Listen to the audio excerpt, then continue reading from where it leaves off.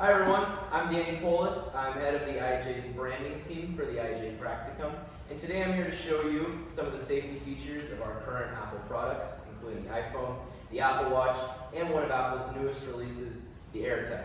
The purpose of this presentation is to make sure that you are getting the most out of the safety features of all of your Apple products and to help students stay safe with all their devices at any point in their college life. So to start with, I will begin with the Health ID. Now the Health ID on your iPhone is very important for most of your safety features because it allows you to have some form of identification in the event that first responders show up. What this does is it gives your iPhone a little tidbit of information about yourself. It's under here, the medical ID. And what this does is it allows people to know like your weight, your height, and in some certain situations, any pre-existing medical conditions. This will come in handy a lot later, so definitely consider setting something like this up. The other very important part of a medical ID is that it allows you to add emergency contacts. This is very helpful, again, when we get into the emergency call section. So, before we get into the emergency call section, I will talk about what exactly this does.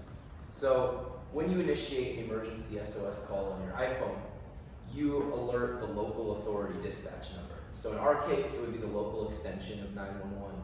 However, it should be noted that in other places like foreign countries such as China, you will be given the choice to choose between which service you want to utilize, so ambulance, fire, police, etc. So with that, I will make the first potential call. So you simply hold down the power button and the volume button on your phone for a while, and you'll be given the option to do a power off, or since we've set up our medical ID, somebody without unlocking your phone could access your ID, and a first responder would already be able to help you. Not only does this help with first responders, but by making this emergency SOS call, your emergency contact is also given a periodic location of where you are. So your location is shared to any emergency contact, and the local emergency dispatch has a way of getting your location, which we'll cover in the Apple Watch section. So it should be noted that you can also text 911 on an iPhone in the event that you want a more discreet option, or maybe something that's a little more hidden. So just note that you don't have to simply call 911, but you could also text them. I should note as well that by making an emergency SOS call, you're allowed to share your location for 24 hours, and every 4 hours your iPhone will ask if you want to keep sharing your location.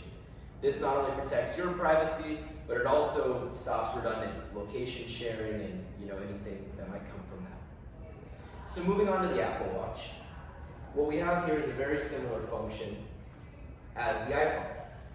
What we should note is that you have to set up Wi-Fi calling with your iWatch or have it connected to an iPhone with cellular service nearby. This makes sure that your iPhone has a way, or your iWatch has a way of calling anybody and having a connection to any sort of cellular connection.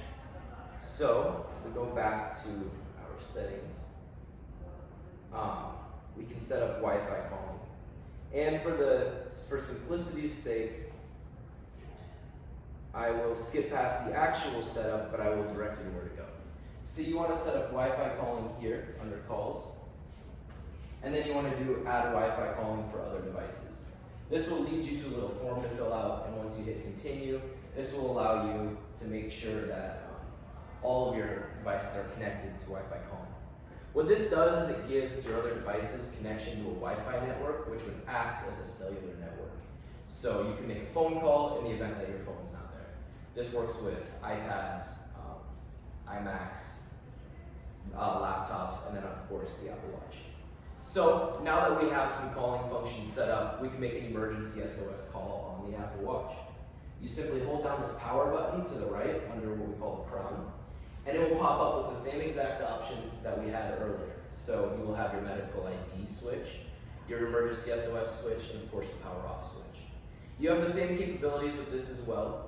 Your medical ID can be accessed without unlocking your Apple Watch if you have a password. And calls will be made, but what makes this call special on the Apple Watch is that it shares your location directly to 911, whereas the iPhone, you might have to do that manually. So that's one plus with the Apple Watch, is that you automatically have authorities knowing where you are in the event that you need that. Not only that, it does send your current location to your emergency contacts as well. With that being said, we'll get into the AirTag. So the AirTag is one of Apple's newer products. It's this little cylinder, and it acts similar to what we might know as like the tile. It helps you track your personal belongings, and it gives you almost like a real-time, real-depth analysis of where things are. So to begin with, this is an unpaired AirTag, so by turning it on, we should get the option for it to connect very soon. One way to do this is to go to the Find My app,